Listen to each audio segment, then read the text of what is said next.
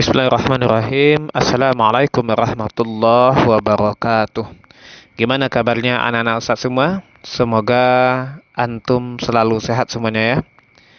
Kita bertemu lagi dalam pelajaran pendidikan agama Islam.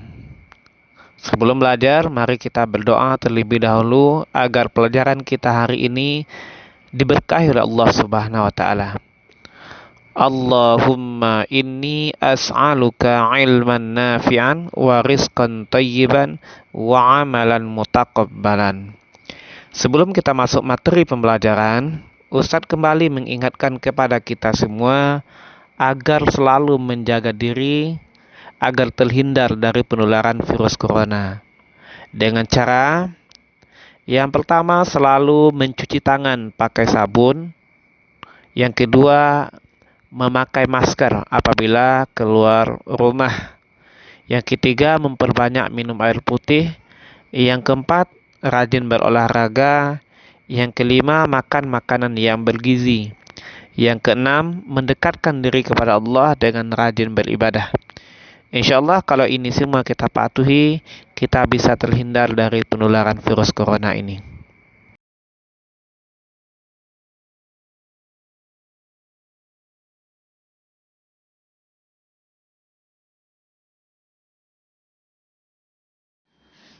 Masih ingat materi yang kemarin kan? Yaitu membaca Quran Surat At-Tin. Dan bagi yang belum setoran, Ustaz tunggu setorannya ya. Sekarang kita masuk materi selanjutnya, yaitu yang pertama menulis Quran Surat At-Tin, yang kedua memahami kandungan Quran Surat At-Tin.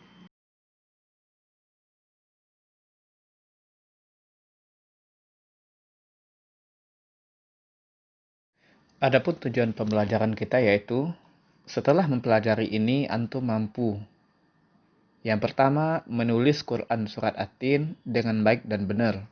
Yang kedua, memahami kandungan Quran Surat At-Tin dengan baik dan benar, serta mampu mengamalkan isinya.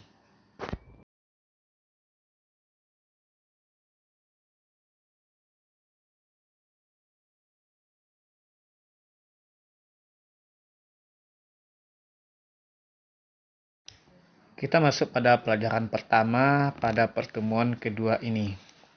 Silahkan dibuka bukunya atau Al-Qur'annya, Quran Surat At-Tin. Dan silahkan diperhatikan ayatnya dengan baik dan benar.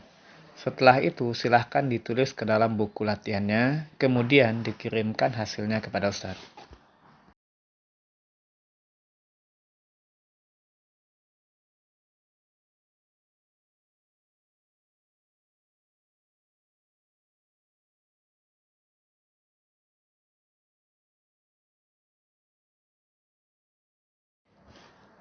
Selanjutnya kita masuk kepada kandungan Quran Surat At-Tin.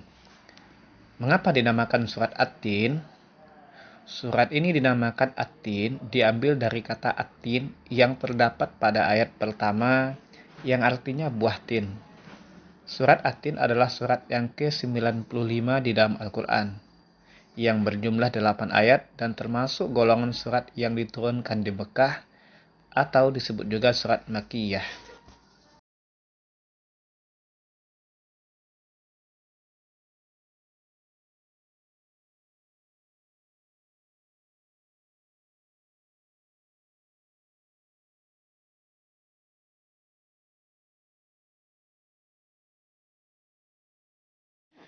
Pada ayat pertama, apa kata Allah? Demi buah tin dan buah zaitun. Tin adalah buah yang enak dan lembut, serta cepat dicerna. Ia menjadi obat yang banyak manfaatnya. Memperhalus fisik, mengencerkan dahak, membersihkan ginjal, menghancurkan batu pada saluran air seni, menggemukkan badan, dan dapat melonggarkan rongga hati dan limpa. Sedangkan zaitun adalah buah yang memiliki keistimewaan karena kandungan minyaknya yang berlimpah sehingga dapat dipergunakan di daerah yang kurang memiliki minyak.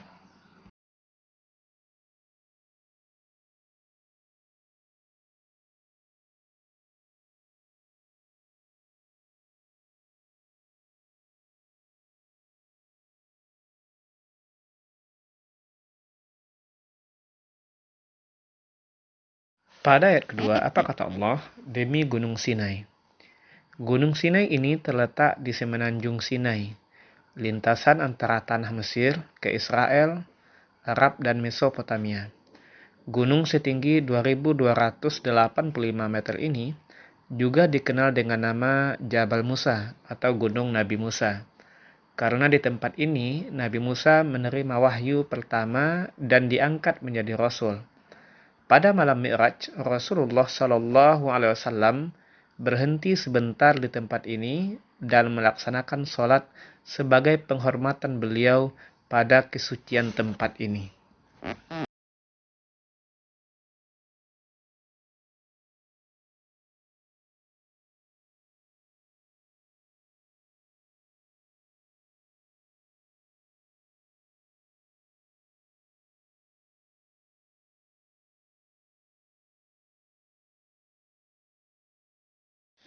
Pada ayat ketiga, apa kata Allah? Dan demi negeri yang aman ini.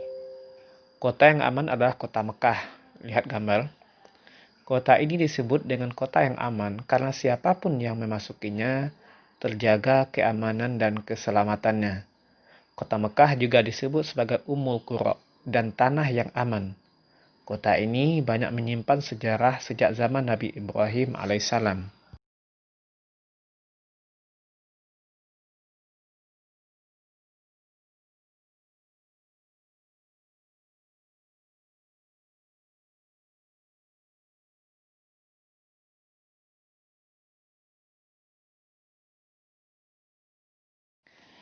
Pada keempat, apa kata Allah? Sungguh kami telah menciptakan manusia dalam bentuk yang sebaik-baiknya. Allah Subhanahu wa taala menjadikan manusia dalam sebaik-baik bentuk. Proses kejadian manusia tidak sama dengan kejadian makhluk-makhluk lain, seperti binatang, jin, dan makhluk lainnya. Manusia memiliki akal, jasmani, rohani, dan nafsu.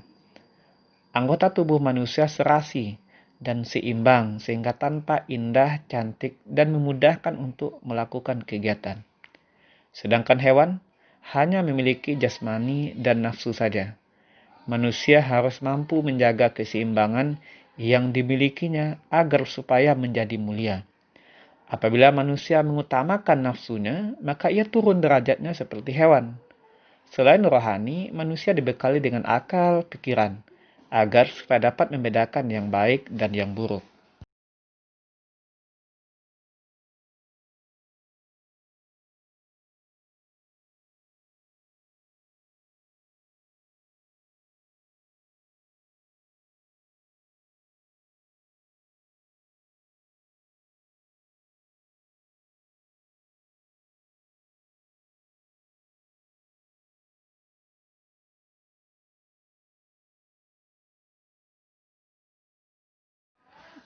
Pada ayat kelima, apa kata Allah?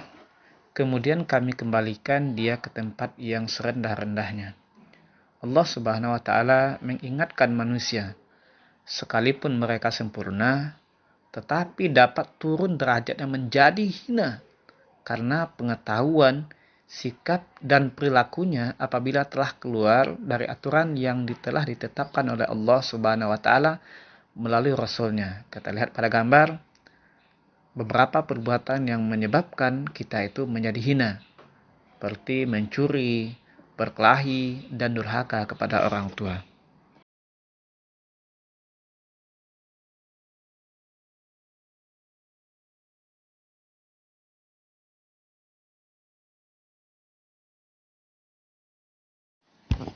Pada tabel berikut ini bisa Antum lihat beberapa contoh kelebihan yang dimiliki oleh manusia daripada makhluk yang lainnya yang menyebabkan manusia itu menjadi mulia.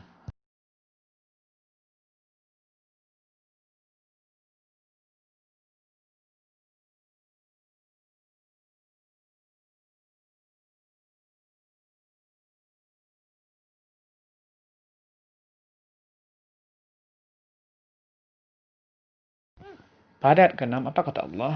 Kecuali orang-orang yang beriman dan mengerjakan kebajikan, maka mereka akan mendapat pahala yang tidak ada putus-putusnya.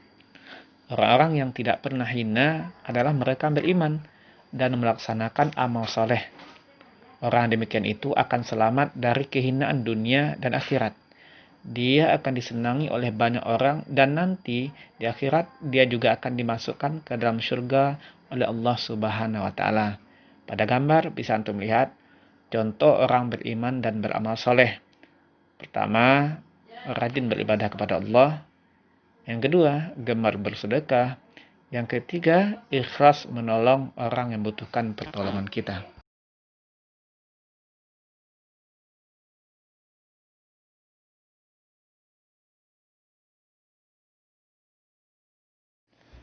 Pada ayat ketujuh, apa kata Allah?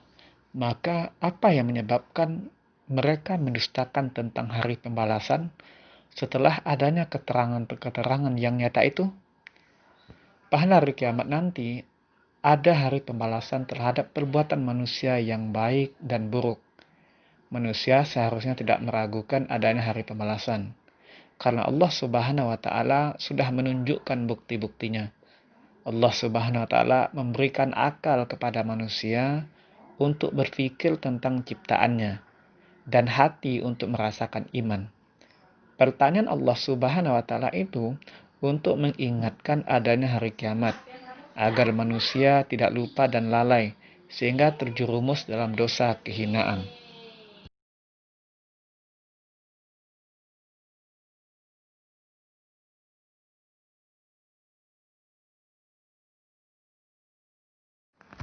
Pada ayat ke-8, apa kata Allah? Bukankah Allah hakim yang paling adil? Allah Subhanahu wa taala adalah yang maha mengetahui sebagus-bagus penciptaan dan pengatur segala urusan.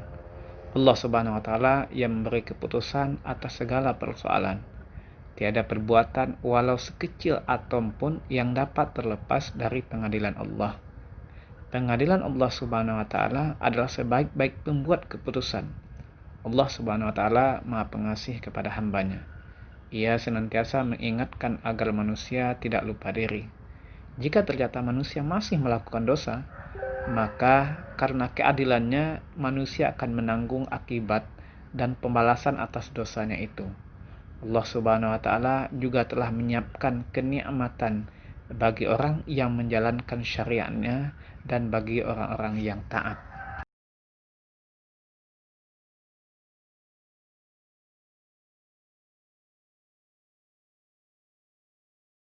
Terakhir, kita lihat rangkuman dari materi kita pada hari ini. Yang pertama, surat At-Tin terdapat dalam urutan ke-95 dalam Al-Quran. Surat ini terdiri atas 8 ayat, diturunkan di Mekah, maka dinamakan juga surat Makkiyah. Yang kedua, Allah Subhanahu wa taala melalui surat ini bersumpah dengan menyebut ciptaannya, yaitu demi At-Tin dan Zaitun. Hanya Allah Subhanahu wa taala yang boleh bersumpah dengan ciptaannya. Yang ketiga, negeri yang aman adalah Mekah Al-Mukarramah. Yang keempat, Allah Subhanahu wa taala menciptakan manusia dalam bentuk yang sebaik-baiknya, yaitu terdiri atas jasmani dan rohani yang seimbang.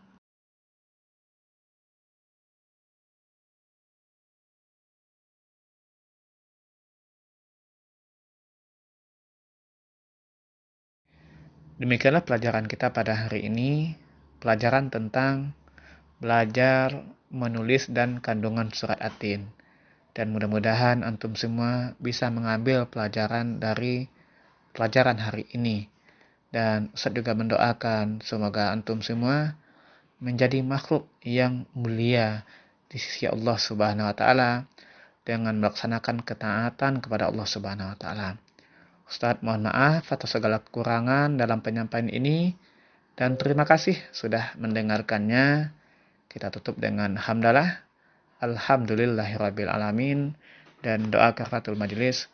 Subhanakallahumma wa bihamdika asyhadu an la ilaha illa anta astaghfiruka wa atubu ilaik. Assalamualaikum warahmatullahi wabarakatuh.